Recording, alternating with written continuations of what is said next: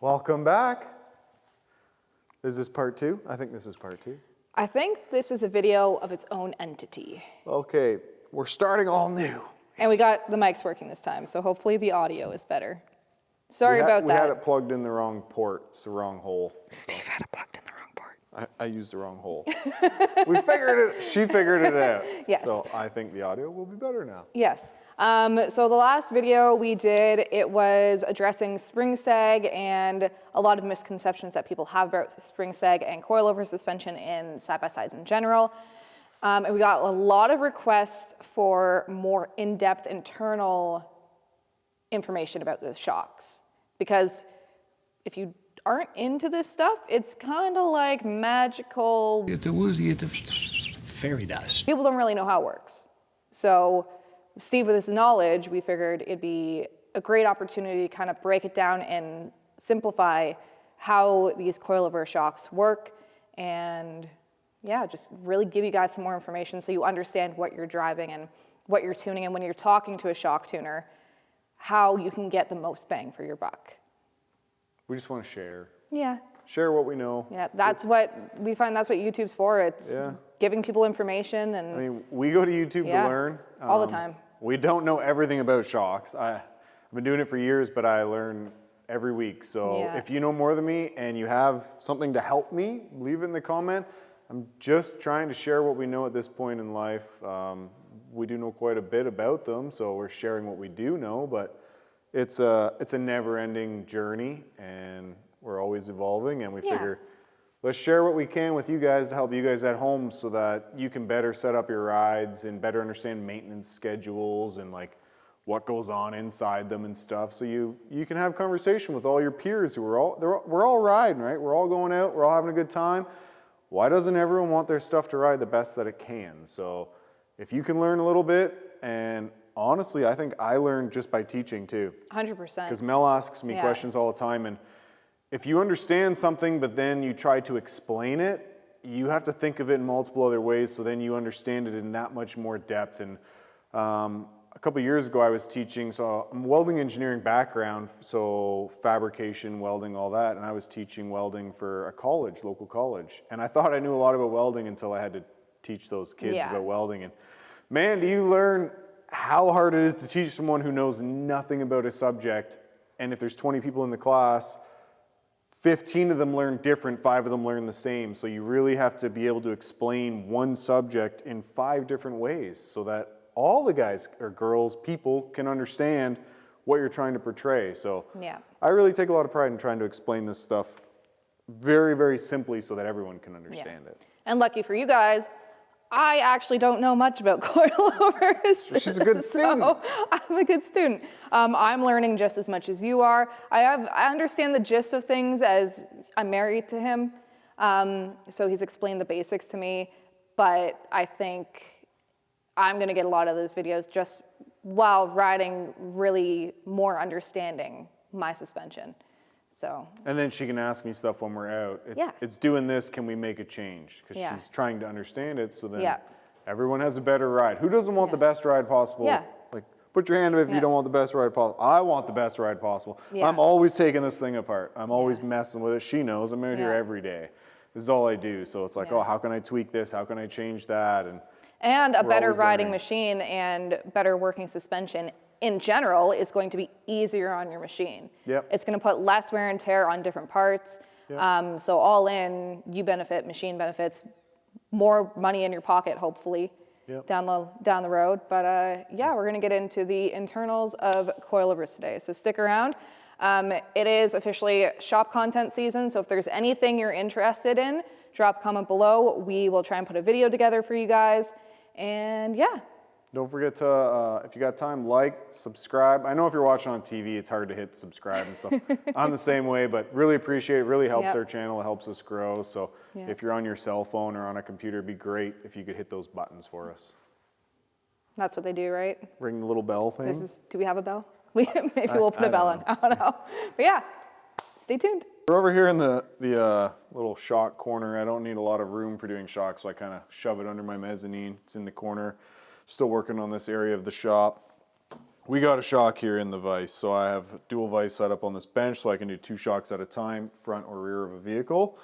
So we're gonna take this shock apart because I think a couple people asked in the last video to show like the inner workings and how you take it apart, how you change the oil and stuff.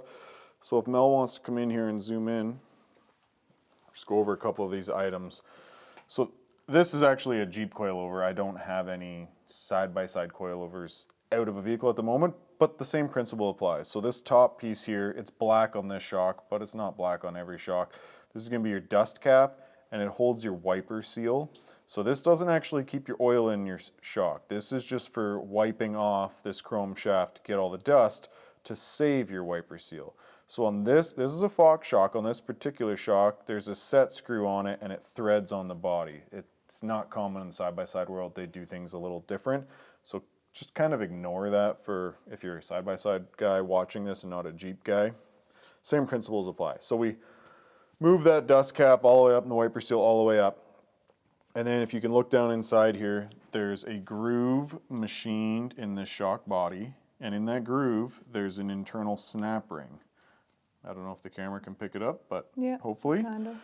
And then below that is going to be your seal head. It's the aluminum stuff down inside that the shaft is going through. That's where your oil seals and your DU band, I forget what it's called, it's like a Teflon bushing, DU bushing is, and all the other stuff's in your seal head. So you just got to take a pick and pop out this snap ring. It's the only spot on a shock that I'll use a pick because this is a steel body. You're not really gonna mess up the shock body doing that. There's other spots in the shock that you really do not ever want to use a pick, which we will go over later. And then once you have that snap ring out, you can pull all the internals out. Now, an interesting thing that a lot of people don't know is this little spring rod snap ring is all that holds this thing together. If this fails, or if the nut on the end of the shaft inside on the piston fails, all your guts come out of the shock. So that's kind of why limit straps were invented, is because if you have like a big Jeep tire, like a 40-inch tire and a big heavy axle and everything, and you're wobbing it through the whoops, and this thing rips apart, it's a bad day. So they put limit straps on so the stress isn't on these little components and it's actually being strapped with the big heavy-duty straps. Limit straps. So once you pull that snap ring out, She's a squirter. she's a nice old nasty oil. Oh, yeah. It's good. Yeah. So I think that was another question, was people wanted to ask how you know if the oil's good or bad. So you can pull the guts out. There goes the wear band. So the wear band runs around the piston and you can see how black and gummy. If you could smell right now, you can't because you're behind a camera. But if you could smell this, if any of you have taken apart like a cooked transmission or really old gear oil in a differential, it stinks. Old oil stinks. That's how you can tell that the shock is cooked. So this shock, I can tell you, is factory original because there's this little indent. I don't know if the camera can zoom in and not be blurry on that. Yep. That little indent tells me that this set screw, when they tighten this dust cap down on the seal head, it's only ever been done once and it's been done at the factory. If people have serviced your shocks, most guys don't line that back up to hit it in the same spot. So if that's the case, you'll have indents all the way around depending how many times the shock's been rebuilt. It's just a thing you learn as time goes on. So this is factory original oil and I have no idea how old it is. This is just a random shock that's in the shop that I'm converting. So let's dump it out and see. So it's pretty black. There's not much oil left in it because I already drained some of it earlier out of the Schrader valve because it's an emulsion shock. It's not like a reservoir shock, that's why it's here, to be converted. But if you compare how dark this oil is in this tub to this fresh Fox oil, I wouldn't say it's as bad as I've seen, but it is not new oil. Yeah. I don't know if I slosh it around, you can tell there's lots of black like particles and stuff in it from the wear band. Probably not. Not no. really. Camera's not gonna pick that up. Anyways, that oil's cooked. It's no good. So it's going to get replaced, but this shock's getting a whole overhaul. It's going to get a hose put on it, a reservoir put on it. It's getting modified. Things are changing. I just wanted to come over here quickly with Mel to video because people asked, how do you take the guts out of the shock? And it's literally just a snap ring with just a little pick. You pop it out. And then once you have everything apart, now I guess this would be a good time to go over. Well, quick question. How often should you be doing this? I think Fox says for the side-by-side world, it's like every 2,000 miles or 3,000 kilometers if you're just regularly riding. But I would say if you're really hard on your machine and you're pushing it a lot, I'd cut that in half because the oil is going to get really hot compared to just cruising on the trails. And it's like any oil. Engine oil if you ride it hard, gear oil if you ride it hard, you got to change it more often. Yep. So the biggest thing is oil wears down. Like look at all this gunk and crud and crap in this shock because the oil's never been changed. So what I find is a lot of guys say, oh, well, my shock's not leaking, so it doesn't need to be serviced. That's just not the case because all this crap inside is from the oil degrading, the wear bands degrading, the DU bushings in the seal head from the piston shaft going in, everything's wearing out as you drive this thing. So just because the seals haven't failed and it's actually pissing oil out on your shop floor, doesn't mean that the shock is still good. Not only is it wearing out, the other side of it is the gas, the nitrogen, and the oil could have mixed internally and your oil's foaming and cavitating. Now this shock didn't do that when I took it apart. Maybe in the future I'll have a video showing that. But that's another sign of that your shock's clapped out. It needs to be serviced. It's not dampening the way it should be. So all those things are things to consider when you're doing it. Shocks are a regularly serviced item. All right. So that's just, I was going to tell you what each piece was here too while we were over here. So this would be your piston shaft. This was your dust cap with your wiper seal, which I already went over. Your lower foot. Your bumper, rubber bumper. These come in different sizes depending on what you're trying to do. This piece of aluminum here is called your seal head and it moves, or it should, moves. And then this is just an aluminum spacer. So seal head, spacer. And then you've got your compression washer, your rebound washer, your piston, and all your shims. Compression shims are on the bottom, rebound shims are on the top, and then your nut that holds everything together. So that's everything inside a shock.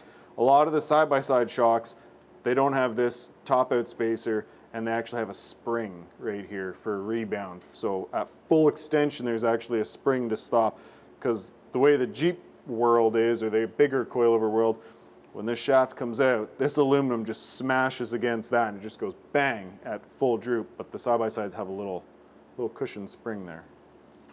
Not all of them, but a lot of them. All right.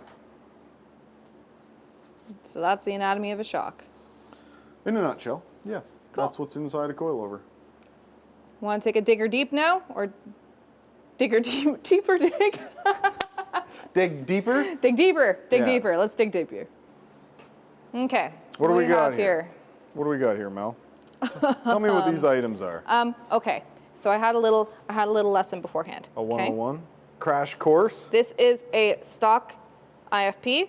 These are the end caps for the reservoirs. This is a shaft. This is the piston head, I think. Piston, yeah. Piston. There are some washers in there. These are the valves. This goes in here. This is this. This is a shock. And this is a micrometer. Is that what that's called? Caliper. Yeah, don't listen to me. That's all I know. I don't know how they go together, what they do. Is that why I'm here? To tell that? I sure hope so. Pressure's on. Because I ain't Pressure's teaching on. people shit. Okay, we'll continue, I guess, with the shock for a bit. I'm going to try and keep my train of thought and not ramble on too much. So one thing I just thought of after taking that shock apart and talking about it, we're not showing you or talking about internal bypass shocks. So a lot of the Can-Ams and a lot of the other side-by-sides, I think they all have it now, depending on which model you get. They'll have a 2.5 diameter or a 3-inch diameter shock, but it'll be, they call an IBP, internal bypass shock. So there is actually a lot more going on inside the shock body. I just don't have one in the shop right now to show you guys how it works. It comes apart the same. There's still a dust cap with a wiper seal and a seal head and all that. There's just kind of 2 chambers inside with little flaps that open up to allow oil to bypass this main piston. So one day when I have one here, if I remember to grab the camera, we can talk about it. But for now, we're just going to talk about regular old shocks. So I think we're going to start with the shock body. So on the shocks, you have the shock body, and then you have the reservoir. Yep. We're going to start with talking about the internals of the shock body and how this whole system kind of works. Yeah, so if you imagine, after seeing the other one pulled apart, so imagine this was cut in half. This item here is inside here. It's just, it doesn't have its lower foot on, but this is sitting inside this shock, okay? So you have a piston, and the piston's job is to control oil flow as this goes in and out the shock body, I guess, or the shock itself. The oil flow is going to be dictated on the port size and shape, and also the valving shims you have. So I've got 4 different pistons here to kind of show you how you can change how the shock acts. So this one would be a 2-inch diameter coilover, so it's little if you compare it to a 2.5-inch. More oil, more flow, more volume. It can take more heat, it can take more abuse, it can last longer in the bumps. And then you can also see the diameter of the holes in the piston to allow oil to flow through it. You can get a lot more flow through this, so the more flow you get, the plusher the ride is going to be. So these are just different pistons that you can swap into your shock to change the way the shock rides. So not only can you change these valves that sit on the piston, so this would sit on top of there, and it's like a cascade effect. Each one is a different diameter, like a pyramid as it builds up, and you can play with these. So when you send your shocks in somewhere to get tuned, they're gonna either play with the actual piston itself, or they're gonna play with a stack of these shims on top of the piston. And you have a stack of these shims on both sides of this piston. One side is for as this shaft comes back out, so that's your rebound. It's rebounding back to ride height. And on the bottom side of it, or the other side, you have your compression stack as this piston goes slamming up when you hit a bump. So this is going up and down as you're driving over the terrain. So a shock tuner is going to ask you what you're trying to achieve, and then he's going to either change out the pistons or change out the valving, or even modify these pistons to achieve your end goal. So these have a lot to do with how it's riding, but not everything to do with how it's riding, because also as this is traveling in and out of the shock, the oil that's inside that shock, it has to go somewhere. If you didn't have this reservoir with the nitrogen, and this, say this was capped off right here, like imagine it didn't exist and this hole wasn't here, you wouldn't be able to push this in at all, because the oil that's inside the shock body has to go somewhere as this takes up volume. It's kind of, I think I talked about it in the last video briefly. If you imagine you have a bowl or a tub of water, and you stick your fist inside the tub of water, if it was full right to the rim, and then you put your fist inside it, it's gonna overflow and all the water is gonna come out, because this takes up volume inside that shock. So as this gets compressed and goes inside, it's gonna force the oil to leave the shock. It's gonna go through this hose, and it's gonna go into this reservoir. And then inside this reservoir is where you have your IFP.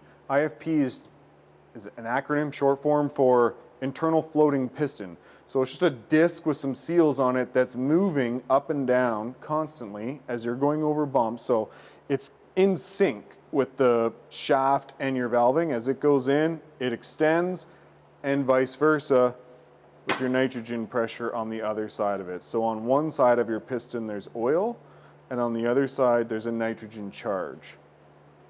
Both are very important, and they can leak, and you can get nitrogen on the oil side, and you can get oil on the nitrogen side. There's a few ways you can tell. One of them would be if you tried to check your nitrogen and a bunch of oil squirts at you, well, then you know it's leaking inside. So you got to take the whole thing apart. So this is a reservoir that's taken apart. This reservoir is actually for that shock we took apart. So if you look through it, it's literally just a cylinder. Oh, yeah. It's just a smooth cylinder. And then this is an IFP, or internal floating piston.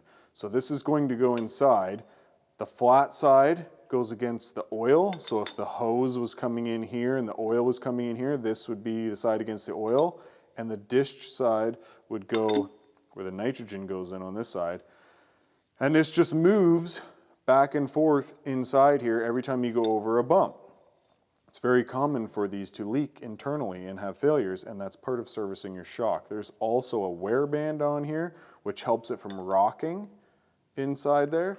And it's the same as like the wear band inside the shock that fell off a second ago. It's just a material to allow it to slide freely inside and last a long time. So that's what's inside your reservoir. But not all shocks have, this is called an external reservoir. It's on a hose. Some of them, like our KRXs, you call that a piggyback shock, and it has a bridge. So the reservoir is mounted on the shock body's head, and it has a bridge that goes across to hold it. It's not on a loose hose that you can move around, where like a Can-Am X3 or some of the Polarises and stuff with the Walker Evans, they'll have a big long hose and they'll move the reservoirs up out of the way. It's still the same concept. The oil is going to go from one to the other. It's just a packaging thing at the end of the day. So those are some of the items. I think you hit pretty much everything. Yeah, so I do also have different reservoir caps here I wanted to touch on. Yes. So there's two factory designs that I see a lot of. This first one would have a little silver sticker on the end of it, and you wouldn't see this indent. But on the inside, you can see it's silver with a piece of rubber in the middle. This is called the rubber pellet style. So this gets charged with a little tiny needle to charge the nitrogen in it. And I like this style more than the factory KRX, which is a Torx screw. I don't know if this is loose enough to take it out. No, it's not. But it's a screw with an O-ring. These seem to leak more often than not compared to this style. So this is the factory Cowie. I think this is mostly Polaris and Can-Am. But I really don't like these, so I take these caps and I put them on the lathe and I machine them, and then I'll put a Schrader valve in them so that we can actually charge them and check them without really, you still need some specialty tools, but not as special as these ones. So that's a really big modified part that everyone does, or they'll just go and buy an aftermarket set of, they call them Resi caps, reservoir caps, same thing. They're known to leak out of here, and that's a huge issue on all these side-by-sides is the nitrogen leaking out, so this is a nice way to do it. This is just cheaper than buying the aftermarket reservoirs, but we do also have really nice reservoir caps if you want to change out to spend a bit more money instead of modifying the factory ones. Some flashy, nice aluminum ones. Billet, fancy Yeah. aluminum, and that takes us into the IFPs. There's some nice fancy billet aluminum here, and then there's some factory. So this here is the factory Fox KRX side-by-side IFP. So it's plastic. Oh. So the plastic is known to wear and or oblong or go weird shaped or swell, or multiple things go wrong with it because it's just plastic. It's a huge upgrade to change to an aluminum IFP, and there's a few options on the table for that.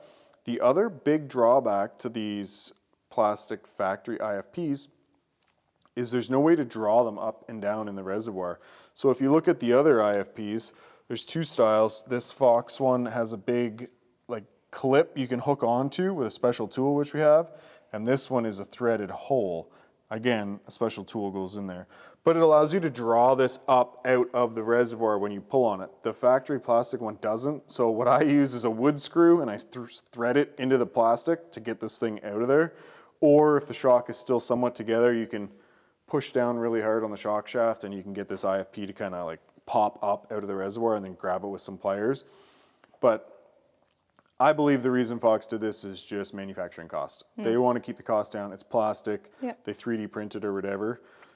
So a huge upgrade is to go to an aluminum style. This also doesn't have a wear band on it, so it can rock in there and wear the plastic out and really start to leak over time.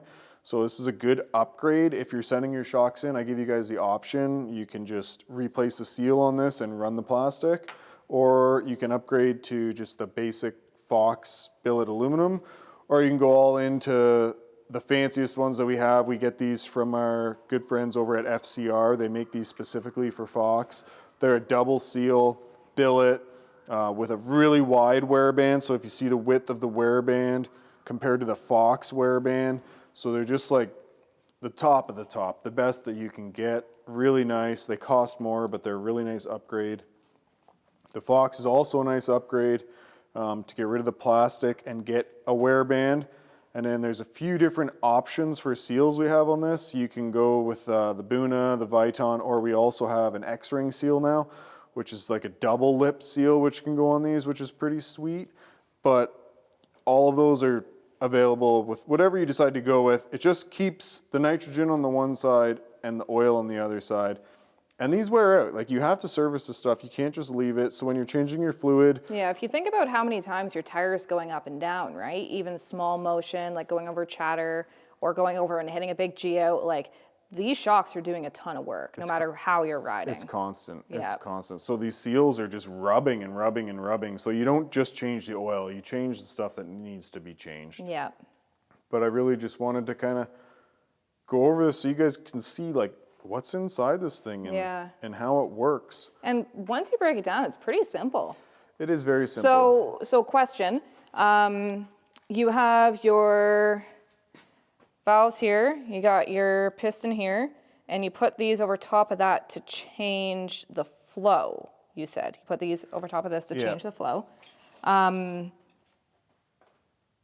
What is the benefit of that?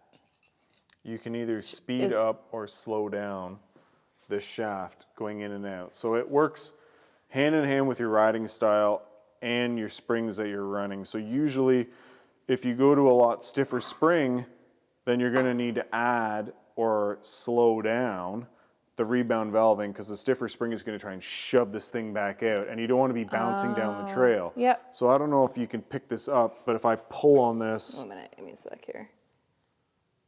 Yep. if I, oh, that's way too stiff. Maybe the bottom side. If I pull on this with my finger, I can bend it.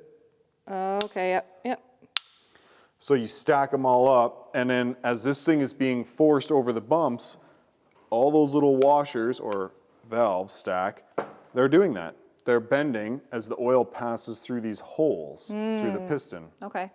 So a tuner, shock tuner, is going to change all of that to give you the ride that you're looking for. If you say you're going trail riding in Ontario and you find that like roots and rocks and I call it like chatter bumps and stuff is rough and it kind of like beats you up and shakes you around as you're cruising, then I'm going to change the valving inside to get rid of that.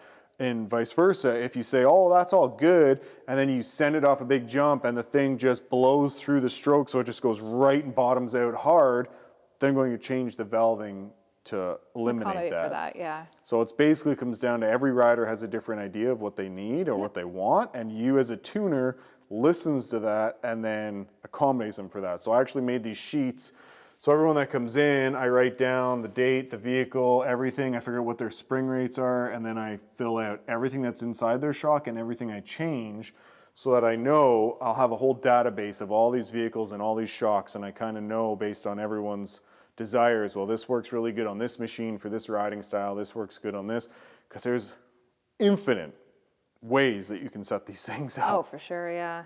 And then you get into, like the Cowies are like a 20 position clicker, but then there's also the QS3 shocks, which are just 1, 2, 3.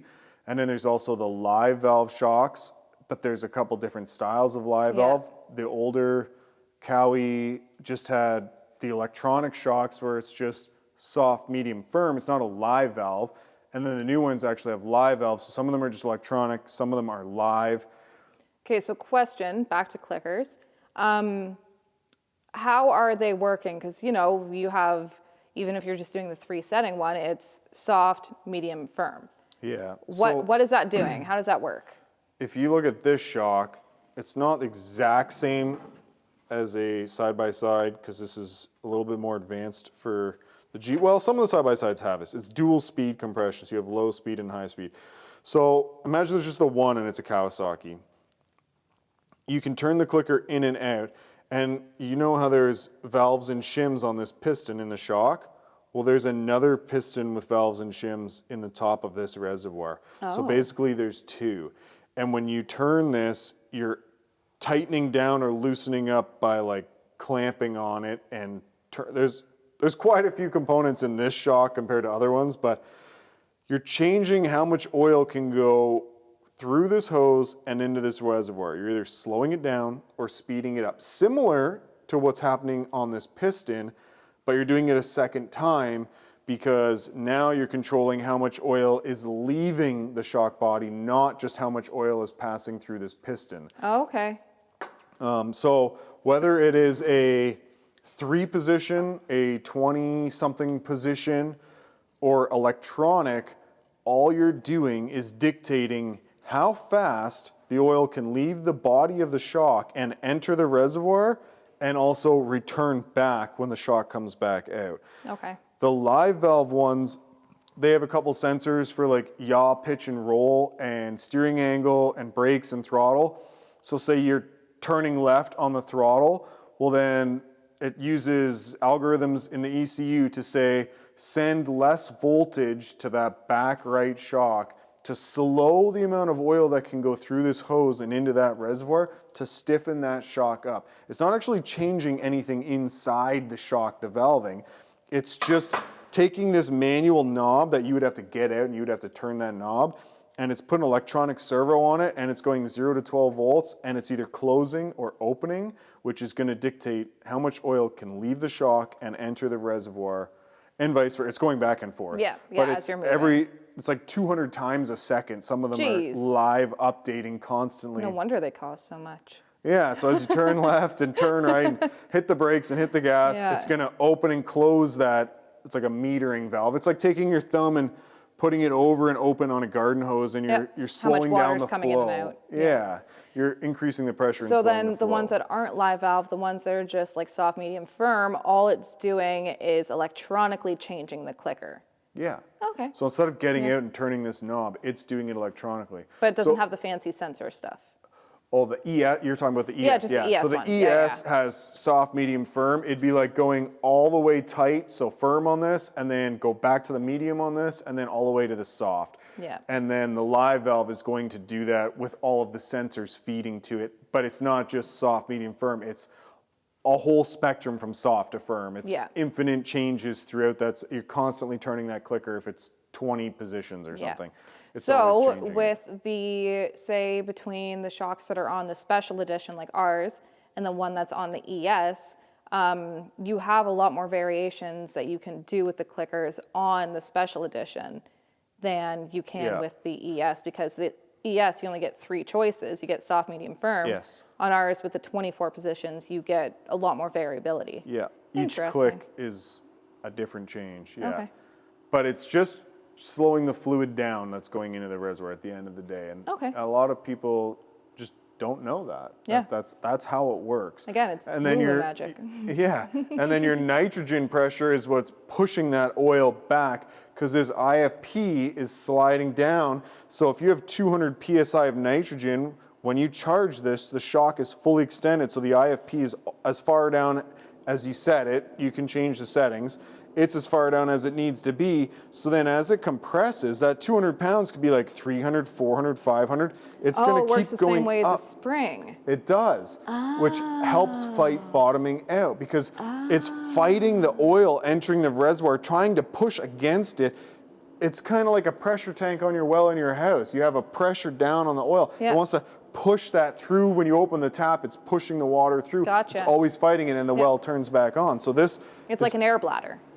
Yeah. It's an air bladder. Or an air shock. So it's dead heading. It's always pushing against that oil. So it's like there's a spring in there. Interesting. And as you compress it, because you can only compress air, you can't compress oil. Yep. Oil's hydraulic. Yep. So the oil's going to force it because it'll never compress the oil, but then the air is spiking up in pressure and it's going to push it back and put the oil back into the shock. The other benefit of that is every time the oil goes back and forth, it's allowing the oil some time to cool inside the reservoir and get out of the shock, and you're mixing the oil around.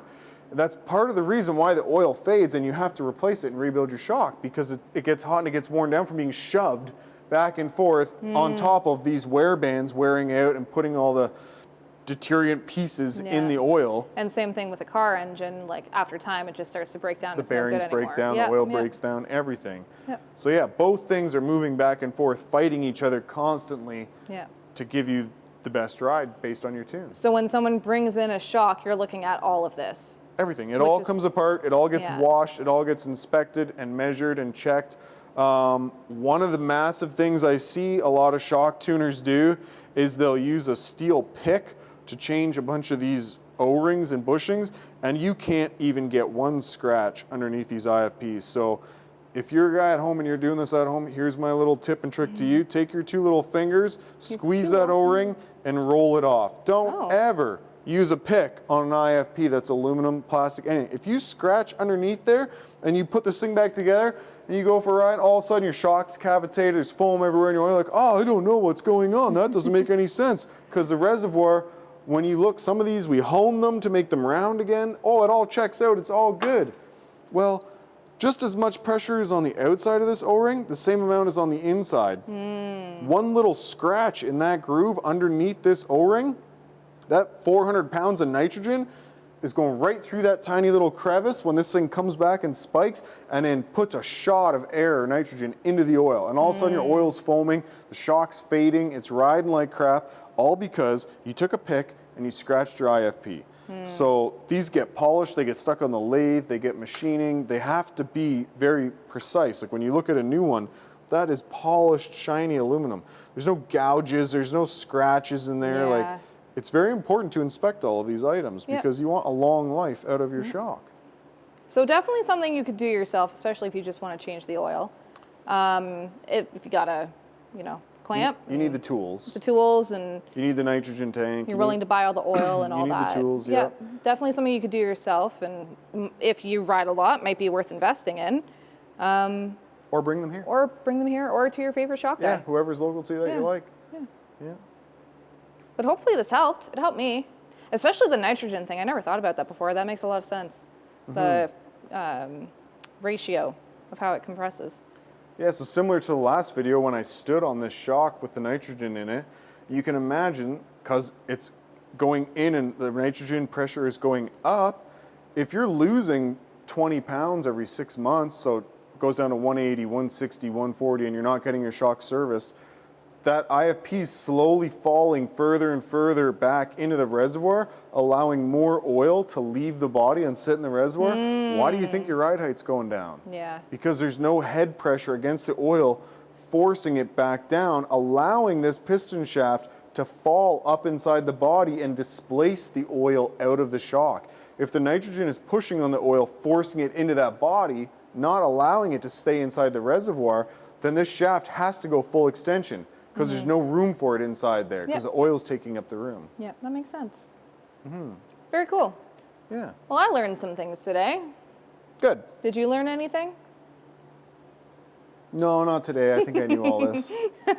I do learn stuff, but... Yeah. If you have anything to teach us, drop a comment below maybe. I love learning, so if you can teach me, I'm all ears. If you know more. Yep. But yeah. Anything else for the people?